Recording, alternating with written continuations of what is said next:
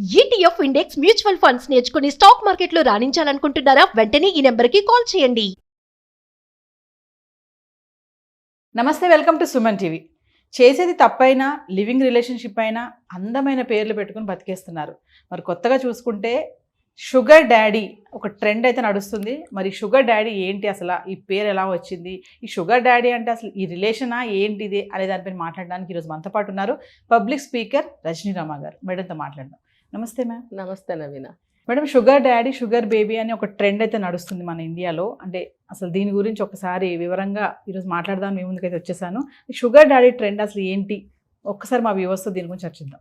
ఏలే స్టైల్గా పేర్లు అంటే ఇప్పుడు మొన్నటి వరకు లవ్ అన్నారు, లివ్ ఇన్ రిలేషన్షిప్ అన్నారు, డేటింగ్ అన్నారు, పేర్లు మార్చుకోలే, చేసేది ఒకటే.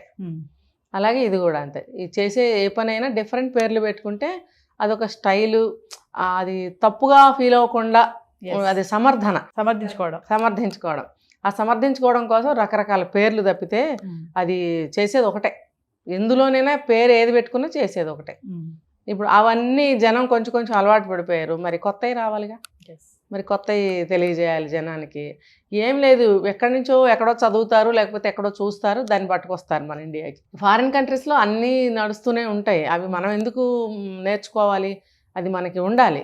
ఇంకొకటి ఏంటంటే ఏది ఎక్కడా లేదు అనేది కూడా చెప్పలేం. ఇప్పుడు ఇది షుగర్ డాడీ అని మీరు అన్నారు కదా, దాని గురించి తర్వాత చెప్తాను. ఈ రిలేషనే ఏదైనా కూడా, ఇటువంటి రిలేషన్స్ కూడా ఎప్పుడూ ఉన్నాయి. కాకపోతే బయటికి అంతగా ఎక్కడైతే జరిగిందో అక్కడ వరకే, వాళ్ళకి వరకే తెలిసేది. ఇప్పుడు మీడియా ప్రభావం వల్ల అన్ని వైపులకి అన్ని విషయాలు తెలుస్తున్నాయి. సో ఇప్పుడు ఇదేంటంటే ఇది కూడా ఒక సంబంధాలే, అక్రమ సంబంధం అనాలా, సక్రమ సంబంధం అనాలా, అది వాళ్ళకే తెలియాలి. అంటే ఇష్టపూర్వకంగానే ఏం చేస్తున్నారంటే పెద్ద వయసు ఉన్న వాళ్ళతో రిలేషన్ పెట్టుకుంటున్నారు. ఇప్పుడు మొన్న ఆ మధ్య ఓయోలో కూడా పట్టుకున్నారు ఒక అమ్మాయిని. అంతా ఒక 20 years 18 years ఒక అమ్మాయి, చదువుకుంటున్న అమ్మాయి, ఒక పెద్ద ఆయనతోటి ఓయోలోకి వెళ్ళొస్తుంటే పట్టుకున్నారు, గొడవ జరిగింది. ఏంటనంటే నా ఇష్టం, నాకు డబ్బులు కావాలి. అతన్ని అడిగితేనేమో నాకు భార్య పోయింది, నాకు నీడ్స్ ఉన్నాయి, నా ఇష్టం, మీరెవరు, ఇది నా పూర్తిగా నా పర్సనల్ విషయం అని ఇద్దరు అన్నప్పుడు ఎవరు కూడా ఏ పనిష్మెంటు ఇవ్వలేరే చట్టాలు కూడా. అయితే ఈ సివిల్లో మన సమాజంలో మాత్రం ఇది ఒక ఏమంటారంటే ఒక చెడే, ఏమంటారు, ఒక చెడు అలాగ వ్యాపించడం అంటారు చూసారా. ఆ చెడు వ్యాపిస్తూ వెళ్తుంటే ఒక్కొక్కసారి ఒక్కొక్క విధంగా చెడు అనేది సమాజంలోకి అలా వచ్చేస్తుంది అనమాట. వచ్చేసినప్పుడు మిగతా జనాలు కూడా పాడవుతారని కొంతమంది సిటిజన్స్ ఎదురు తిరగడమో, అబ్జెక్ట్ చేయడం లాంటివి చేస్తున్నారు. పాపం అక్కడక్కడ చేస్తున్నారు, వాళ్ళ వంతు బాధ్యతగా ఎదిరిస్తున్నారు. కానీ ఎవరు దారిలోకి రావట్లేదు. మా ఇష్టం అంటున్నారు. మా ఇష్టం అని అంటున్నప్పుడు దీన్ని ప్రజలు ఎలా తీసుకోవాలంటే, సరే అలా మా ఇష్టం అని చెప్పి వెళ్ళిన వాళ్ళు దాని రిఫర్గేషన్స్ గుడ్ ఆర్ బ్యాడ్ వాళ్ళే తీసుకుంటారు. మనం మన పద్ధతిలో ఉందామని చెప్పి ఆలోచించాలి. అది ఎంతమంది ఆలోచిస్తున్నారో ఆ విజ్ఞత ఉండాలి వీళ్ళల్లో. వాళ్ళు చేశారు కదా, తప్పేంటి, మేము చేస్తాము. ఇప్పుడు వాళ్ళని అడిగే వాళ్ళు ఎవరున్నారు, మమ్మల్ని కూడా అడగరు. వాళ్ళు ఎవరిని అడిగారా, మమ్మల్ని ఎందుకు అడుగుతున్నారు, ఇలాంటివన్నీ భావాల్లోకి వెళ్ళిపోయి వాళ్ళు చేసినవే వీళ్ళు చేస్తున్నారు. ఇప్పుడు పెద్ద వయసు ఉన్న వాళ్ళతోటి సంబంధాలు పెట్టుకోవడం వల్ల ఏంటంటే వీళ్ళ అవసరాల కోసము, వీళ్ళ యొక్క లగ్జరీస్ కోసము, ఏదన్నా అనుకోండి, ఆ డబ్బు కోసం ఏం చేస్తున్నారు, ఈ అమ్మాయిలు చిన్న వయసులోనే పెద్దవాళ్ళ దగ్గరికి వెళ్ళటం. పెద్దవాళ్ళ దగ్గరికి ఎందుకు వెళ్తున్నారంటే, ఇప్పుడు చూడండి, అందులో బాగా డబ్బున్న వాళ్ళు ఉంటారు. ఇప్పుడు అదర్ కంట్రీస్లో సాధారణంగా డబ్బు బాగా ఉండే ఉంటుంది. ఇప్పుడు మన ఇండియాలో కూడా బాగా డబ్బున్న వాళ్ళని, బాగా కూడా ఉండక్కర్లేదు, ఒక రిటైర్ అయిన పర్సన్ పట్టుకుంటే చాలు, కొంచెం లగ్జరీగా. అంటే ఈ షుగర్ డాడీ ట్రెండ్లో అందరూ కూడా సంపన్న వర్గాలకు చెందిన మెన్సే ఉంటారంటారా మేడం? దాదాపుగా ఉంటారు. దీనికి సంపద ఎక్కువ ఉండాల్సిన అవసరం కూడా లేదు. ఇప్పుడు రెగ్యులర్ ఒక 50-60 వేలు పెన్షన్ వస్తుంది ఒక ఆయనకి అని అంటే చాలు. ఇప్పుడు ఏంటంటే వాళ్ళ దగ్గరికి వెళ్ళిపోయి వాళ్ళకి ఒక పార్ట్నర్ ఉండనివ్వండి, లేకపోనివ్వండి, వీళ్ళు వాళ్ళని పట్టుకుంటారు. వాళ్ళేంటి ఆ ఏజ్లో ఫ్యామిలీ పరంగా కొన్ని సమస్యలు ఉంటాయి వాళ్ళకి. ఇప్పుడు లేడీస్ కొంచెం హెల్త్ ప్రాబ్లమ్స్ వల్ల దూరం ఉండటము అలాంటివి ఏవో జరుగుతుంటాయి కదా. దానివల్ల ఆ మగవాళ్ళు ఏం చేస్తారంటే ఇలాంటి అమ్మాయిలకి ఇష్టపడతారు. చిన్న అమ్మాయిలనే ఇష్టపడుతున్నారని సర్వేలో తెలుస్తుంది. మరి ఈ అమ్మాయిలు పెద్దవాళ్ళని ఎందుకయ్యా అంటే డబ్బుల కోసం వెళ్తున్నారు. వాళ్ళేమో వాళ్ళ సాటిస్ఫాక్షన్ కోసం అమ్మాయిలను ఆశ్రయిస్తున్నారు, వీళ్ళు డబ్బుల కోసం వాళ్ళని ఆశ్రయిస్తున్నారు. ఇద్దరు కూడా మా ఇష్టపూర్వకంగా మేము వెళ్తున్నాము, ఇది కంప్లీట్గా మా పర్సనల్ విషయము, మీకు అవసరం ఏముంది అని చెప్పి డైరెక్ట్గా చెప్తున్నారు. ఇలా డైరెక్ట్గా చెప్పడం వల్ల ఇది అది కూడా ఒక ప్రమాదానికే దారి తీస్తుంది. ఇప్పుడు ఆ వయసు వాళ్ళు ఉంటారు, వాళ్ళు అదే దారి పడతారు కదా, పడతారు కాదు. ఇప్పుడు చాలామంది అలా వెళ్తున్నారు. నేను ఒక వీడియోలో ఇలా చేస్తే అలా ఎవరు చేయరు అని చెప్పి ఎవరో అన్నారు. మరి కళ్ళు తెరిచి బయటకు వచ్చి చూడండి, న్యూస్ పేపర్స్ చూడండి, మీడియా చూడండి. మీరు బయటకు వచ్చి ప్రతి అమ్మాయిని కూడా మీరు ప్రతి అబ్బాయిని కూడా సరిగ్గా గమనించినట్టయితే మీకు వాళ్ళల్లో అనేకమైన విషయాలు మీకు తెలుస్తాయి. అవన్నీ చేయకుండా ఇలా అలాంటి వాళ్ళు మాట్లాడినప్పుడు ఇలా ఎక్కడుంది, ఇలా ఎప్పుడూ లేదు, ఇలా ఎక్కడా లేదు, మీరు చూసారా, మీరు చూడకుండా మాట్లాడుతున్నారు, తెలియకుండా మాట్లాడుతున్నారు అనుకుంటే అనుకోవచ్చు కాక, కానీ సరిగ్గా మీరెళ్ళి అబ్జర్వ్ చేయండి, ఖచ్చితంగా మీ కళ్ళకి కనిపిస్తాయి అవన్నీ. తెల్లవారులేస్తే మనం కళ్ళు మూసుకునే వెళ్ళట్లేదు కదా బజార్లో, కళ్ళు తెరుచుకునే అందరినీ చూస్తూనే వెళ్తుంటాం. ఇద్దరు వెళ్తున్నామంటే ఖచ్చితంగా ఆ బయట కనిపించిన విషయం మీద మనం మాట్లాడుకోకుండా ఉంటామా? ఉంటున్నామా? ఇది చూసారా అమ్మాయి, చూసారా అబ్బాయి, ఆ పెద్ద ఆయన అసలు ఆయనకి ఏమైనా ఉందా అనుకుంటున్నామా లేదా? మరి ఎందుకు మనం కళ్ళతో చూస్తున్నాము, మనం అబ్జర్వ్ చేస్తున్నాం కాబట్టి మనకు అనిపించింది కాబట్టి తిరిగి మనం మాట్లాడుకుంటున్నాం. అది మీకు అనిపించట్లేదా? మీకు ఎందుకు అనిపించట్లేదు? అంటే మేడం ఆడపిల్లలు లగ్జరీ లైఫ్ కోసమే ఇట్లా ఈ ట్రెండ్కి వెళ్తున్నారని అంటారు. ఖచ్చితంగా డబ్బులు కావాలి, డబ్బే ప్రధానం. డబ్బుతోనే జీవితాలు ముడిపడి ఉన్నాయి.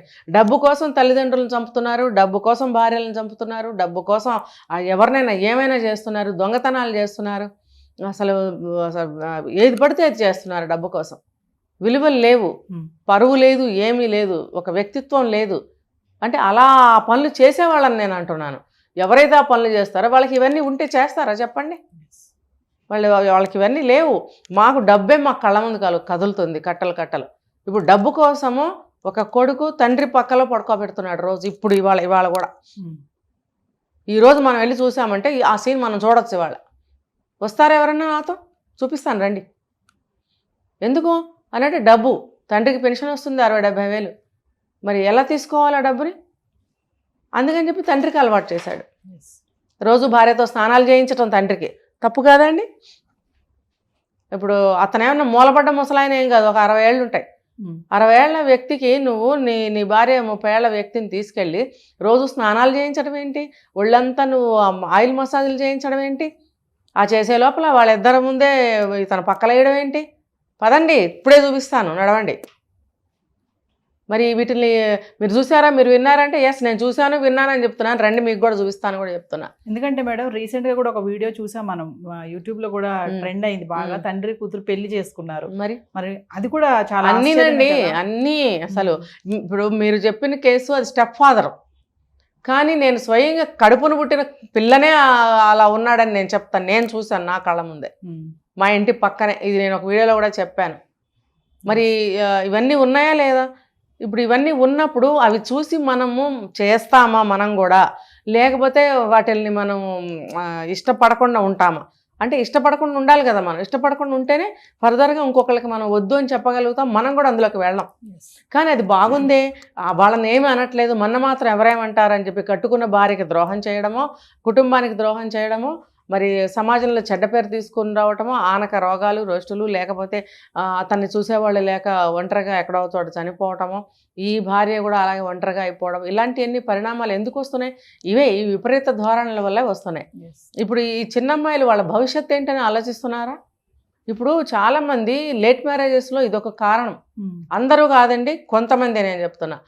అటువంటి దారిలో ఉన్న అమ్మాయిలు లేట్ మ్యారేజ్ చేసుకుంటున్నారు అని అంటే కనుక ఇదొక రీజన్.